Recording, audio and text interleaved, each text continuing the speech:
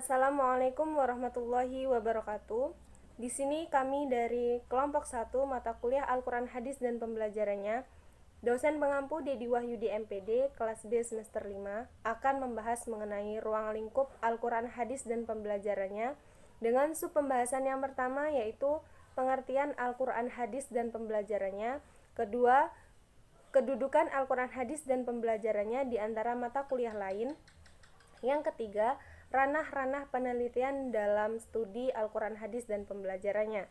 Di sini saya Adila Pangestika NPM 1801010003 akan membahas mengenai pengertian Al-Quran Hadis dan Pembelajarannya. Pengertian dari Al-Quran adalah kalam Allah yang bernilai mukjizat yang diturunkan kepada Nabi Muhammad SAW dengan perantara malaikat Jibril, yang di dalamnya berisi pedoman hidup bagi masyarakat atau umat muslim sedunia. Menurut Dr. Subhi As-Solih, Al-Quran merupakan kalam Allah yang merupakan mukjizat yang diturunkan kepada Nabi Muhammad dan ditulis di mushaf serta diriwayatkan dengan mutawatir. Membacanya termasuk ibadah. Kemudian pengertian dari hadis akan disampaikan oleh Saudara Ahmad Burhanuddin. Baik, selanjutnya saya akan meneruskan materi selanjutnya, yaitu pengertian hadis. Pengertian hadis adalah segala sesuatu bentuk perkataan, perbuatan, persetujuan serta beberapa ketetapan dari Rasulullah yang dijadikan sebagai salah satu dasar hukum agama Islam. Menurut para ahli dari Syekh Al-Bukhari, hadis adalah segala ucapan, perbuatan, dan juga keadaan dari Nabi Muhammad, termasuk di dalam segala macam keadaan beliau yang diriwayatkan dalam sejarah, baik itu tentang kelahiran beliau, tempat-tempat tertentu, dan peristiwa-peristiwa tertentu yang berkaitan dengan itu, baik sebelum dibayangkan sebagai Rasulullah maupun setelahnya. Baik, selanjutnya adalah pembelajaran adalah proses interaksi peserta didik dengan pendidik dengan sumber belajar pada suatu lingkungan belajar. Pembelajaran merupakan bantuan yang diberikan pendidik agar dapat terjadinya perolehan ilmu dan pengetahuan, penguasaan kemahiran dan tabiat, serta terbentuknya sikap kepercayaan pada peserta didik. Salah satu pengertian pembelajaran dikemukakan oleh Gen, yaitu pembelajaran adalah seperangkat peristiwa-peristiwa eksternal yang dirancang untuk mendukung beberapa proses belajar bersifat internal. Lebih lanjut, Gen mengemukakan teorinya lebih lengkap dengan mengatakan bahwa pembelajaran dimaksud untuk menghasilkan belajar situasi eksternal harus dirancang sedemikian rupa untuk mengaktifkan, mendukung, dan mempertahankan proses internal yang terdapat dalam setiap peristiwa belajar. Baik, selanjutnya akan diteruskan oleh teman saya Amrina Soda yang akan menyimpulkan dari pembelajaran dan al-hadis. Kita memahami ataupun mendengarkan apa yang dipaparkan oleh teman saya di awal tadi, yaitu Saudara Ahmad Burhanuddin, mengenai apa sih yang dimaksud dengan pembelajaran itu. Nah, di sini saya akan menyimpulkannya. Jadi yang dimaksud dengan pembelajaran ialah suatu proses belajar mengajar yang di dalamnya itu melibatkan guru atau pendidik, peserta didik ataupun komponen-komponen lainnya, sehingga mencapai sebuah tujuan yang diinginkan dalam belajar mengajar tersebut. Nah, setelah kita mengetahui dari ketiga kata tersebut, yaitu dari kata Al-Quran itu apa, hadis, dan pembelajarannya, sesuai dengan apa yang dipaparkan oleh teman-teman saya di awal tadi, yaitu Saudari Adila Pangestika dan Ahmad Burhanuddin. Nah, di sini saya akan menyimpulkannya. Jadi yang dimaksud dengan Al-Quran, hadis, dan pembelajarannya ialah suatu proses belajar mengajar tentang bagaimana sih cara kita memahami, menelaah, ataupun melaksanakan apa saja makna serta kandungan yang ada di dalam Al-Quran hadis tersebut. Nah, kita mengetahui hukum-hukum apa saja sih yang ada di dalamnya sehingga kita tidak salah dalam melaksanakannya. Apa kewajiban kita sebagai umat muslim ataupun larangan-larangan yang tidak boleh kita laksanakan di dalam agama Islam. Nah, setelah kita mengetahuinya, jadi di dalam kehidupan kita itu insya Allah akan sesuai dengan syariat agama Islam. Nah, mungkin itu tentang pengertian dari Al-Quran hadis dan pembelajarannya, dan materi yang selanjutnya akan disampaikan oleh teman-teman saya. Baik, nama Anha Amilda, NPM 1801010011, izin untuk melanjutkan materi yang telah disampaikan oleh teman saya yang bernama Amrina Rosada. Baik, di sini saya akan menyampaikan materi mengenai kedudukan Al-Quran, hadis, dan pembelajarannya di antara mata pelajaran yang lainnya. Untuk itu, terlebih dahulu kita harus memahami dan mengetahui bagaimana kedudukan Al-Quran di dalam dunia pendidikan maupun di dalam dunia Islam. Di dalam dunia Islam, Al-Quran berkedudukan sebagai sumber hukum yang pertama dan yang paling utama.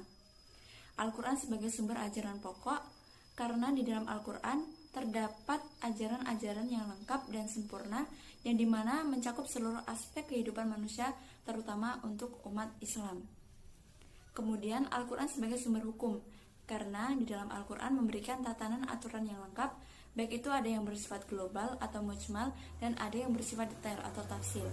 Kemudian bagaimana kedudukan Al-Quran di dalam dunia pendidikan? Di dalam dunia pendidikan, Al-Quran berkedudukan sebagai yang paling depan dalam proses pengambilan sumber-sumber pendidikan. Segala aktivitas maupun tindakan pendidikan Islam itu harus selalu berorientasi kepada prinsip dan nilai-nilai Al-Quran. Oleh karena itu, Al-Quran berkedudukan sebagai yang pertama dan yang utama, baik di dalam dunia pendidikan maupun di dalam dunia Islam. Mungkin itu saja yang dapat saya sampaikan. Kemudian materi yang selanjutnya akan disampaikan oleh teman saya yang bernama Anissa Az-Zahrawani. Jelaskan apa itu kedudukan Al-Quran oleh pemateri sebelumnya, dan di sini saya akan menjelaskan tentang kedudukan hadis. Kedudukan hadis yaitu merupakan dasar hukum atau sumber hukum yang kedua setelah Al-Quran di dalam Islam. Menurut Al-Suyuti dan Al-Qismi sendiri tampaknya sepakat bahwa paling tidak ada 4 argumen rasional mengenai kedudukan hadis terhadap Al-Quran, yaitu yang pertama, Al-Quran harus lebih diutamakan terlebih dahulu daripada hadis. Kenapa? Karena Al-Quran bersifat qati dan hadis bersifat zonni. Yang kedua, hadis merupakan penjabaran dari Al-Quran, sehingga dapat dijelaskan bahwa penjabaran kedudukan pastinya lebih rendah dibandingkan pada nas yang dijabarkannya. Yang ketiga, ada beberapa hadis dan atsar yang menjelaskan urutan serta kedudukan sunnah terhadap Al-Quran. Nah, jadi di hadis itu dijelaskan bahwa kedudukan hadis atau sunnah itu merupakan kedudukan yang kedua setelah Al-Quran. Contohnya yaitu dari percakapan Rasulullah SAW, Allahumma sholli alaih, dengan Mu'az bin Jabal yang akan diutus ke negeri Yaman sebagai qadli. Nabi bertanya, dengan apa kau putuskan suatu perkara? Lalu Mu'az menjawab, dengan kitab Allah. Lalu Nabi menambahkan, apabila tidak ditemukan di dalam kitab Allah, barulah hadis, dan setelah itu lakukanlah ijtihad. Lalu yang keempat, Al-Quran sebagai wahyu dari Sang Pencipta, sedangkan hadis berasal dari hambanya. Nah, maka dari itu jelas terlihat bahwa hadis ditempatkan di bagian kedua setelah Al-Quran. Juga terdapat di Quran Surat An-Nisa ayat 59, yang di situ menjelaskan bahwa kedudukan hadis itu nomor 2 setelah Al-Quran. Itu tadi penjelasan dari saya. Sekian, dan akan dilanjutkan oleh pemateri selanjutnya. Di sini kami akan menjelaskan kesimpulan kedudukan Al-Quran hadis, Al-Jabarin, keunggulan mata kuliah Al-Quran hadis, dan pembelajaran di antara mata kuliah Al-Quran hadis itu apa saja. Menurut saya, Al-Quran hadis adalah firman Allah yang diturunkan kepada Nabi Muhammad SAW, dibacakan secara mutawatir sebagai petunjuk bagi seluruh umat manusia. Al-Quran hadis itu sebagai kitab Allah menempati posisi sebagai sumber pertama dan utama bagi umat Islam, baik yang mengatur hubungan manusia dengan Allah, hubungan manusia dengan sesamanya, dan manusia dengan alam. Al-Quran hadis itu mempunyai metode seperti ceramah, tanya jawab, diskusi, hafalan, dan resitasi atau pemberian tugas. Dan lokasi waktu pembelajaran Al-Quran itu minimal 2 jam pembelajaran. Keunggulan mata kuliah Al-Quran Hadis adalah unsur mata pembelajaran PAI pada Madrasah Sanawiyah yang memberikan pendidikan kedua siswa supaya dapat memahami isi Al-Quran Hadis dan penerapan nilai-nilai dari kehidupannya. Pembelajaran di antara mata kuliah Al-Quran Hadis itu apa saja, yaitu pembelajaran Al-Quran Hadis di MI menekankan proses kegiatan belajar yang berorientasi pada kemampuan dasar yang harus dimiliki oleh seorang muslim terhadap kedua sumber ajaran tersebut. Di antaranya seorang adalah kemampuan dalam membaca, memahami, menulis, menghafal, mengartikan, dan mengamalkan Al-Quran Hadis. Saya Bayu Prayoga, NPM 180101126. Di sini saya dari kelompok 1 akan menjelaskan materi tentang asbabul nuzul dan asbabul wurud. Dapat kita ketahui bersama-sama teman-teman, asbabun nuzul dapat diartikan sebagai suatu peristiwa atau persoalan atau penyebab dari munculnya suatu ayat Al-Quran. Dengan datangnya ayat tersebut dapat menjadi jawaban dari berbagai macam persoalan yang terjadi pada saat itu. Mengetahui sebab munculnya suatu ayat Al-Quran akan menimbulkan pandangan dan menambah wawasan dalam ilmu pengetahuan yang terbaru. Cara mengetahui asbabun nuzul dengan cara mendengar dari riwayat atau mendengar dengan orang-orang yang mengetahui turunnya nas tersebut dan mengetahui sebab munculnya nas tersebut, serta membahas pengertiannya. Dengan mengetahui hal tersebut, mufasir akan lebih memahami arti dan makna dari ayat-ayat itu tersebut. Asbabul wurud yaitu ilmu yang menjelaskan sebab-sebab turunnya hadis, baik berupa peristiwa atau keadaan yang terjadi pada waktu itu maupun karena ada pertanyaan-pertanyaan dari para sahabat. Secara garis pokok, turunnya hadis dapat dikategorikan menjadi 3. Di antaranya yang pertama karena nas Al-Quran. Mengapa yang pertama itu karena nas Al-Quran? Jadi begini, perlu kita ketahui bersama-sama bahwa Al-Quranul Karim itu turun, semua redaksi belum bisa dicerna secara jelas oleh kaum muslimin dan muslimat.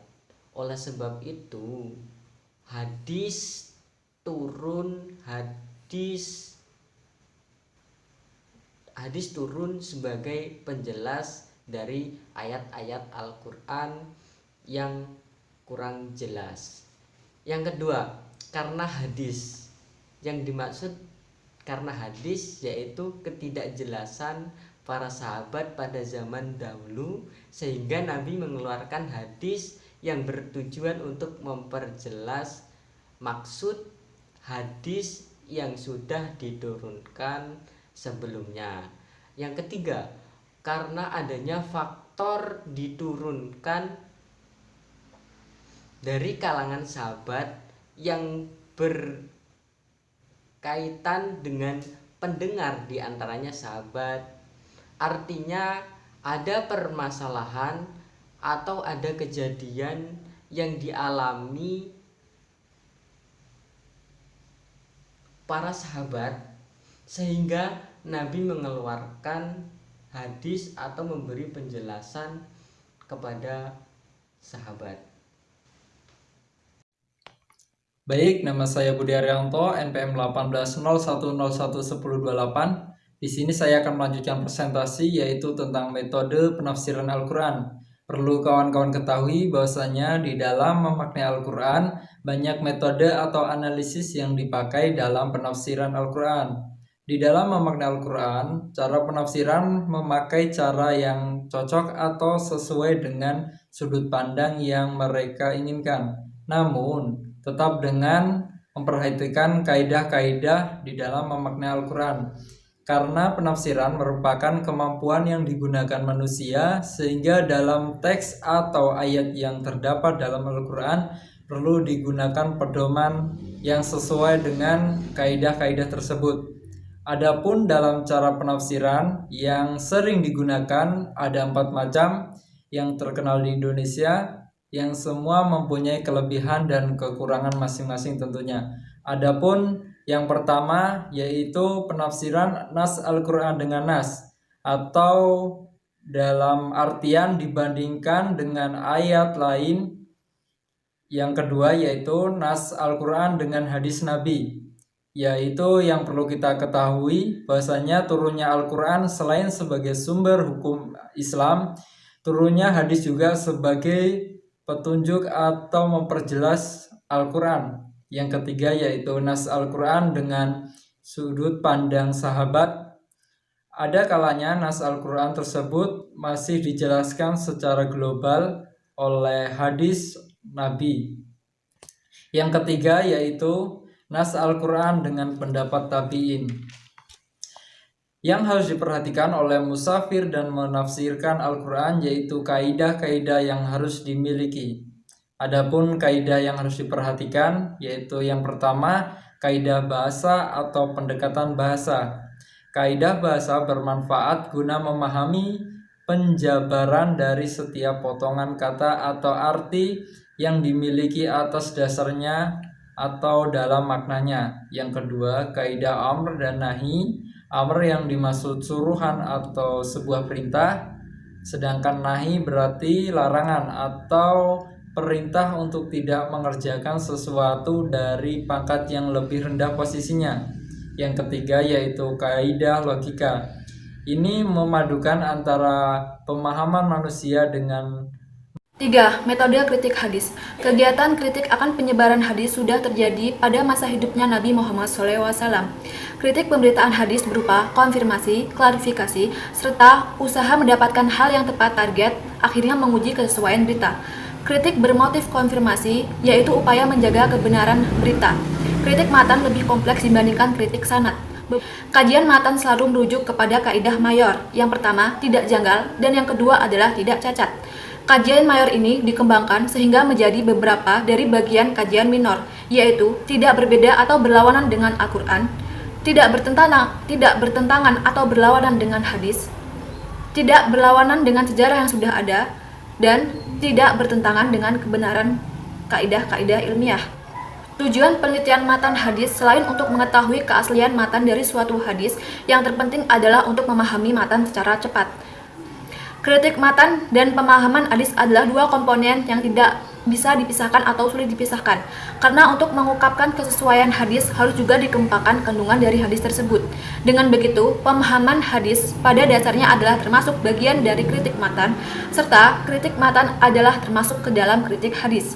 Kritik atas sanad adalah lazimnya disebut dengan kritik eksternal.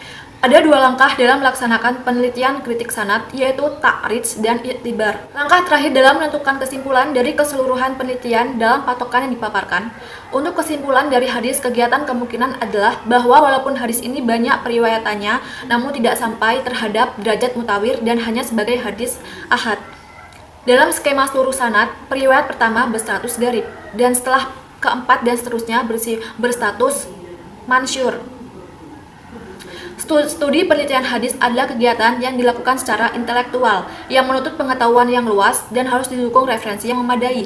Selain itu, baik dalam lingkup studi historis maupun ideologis, karena identik dengan ilmu kritisme dan antistatisme. Ilmu hadis akan senantiasa mengalami perubahan struktur, karena ilmu ini bersifat anomi dan akan terjadi suatu revolusi pemikiran, karena seiring perubahan waktu dan validitas metodologis. Sekian dari kelompok kami akhiri. Wassalamualaikum warahmatullahi wabarakatuh.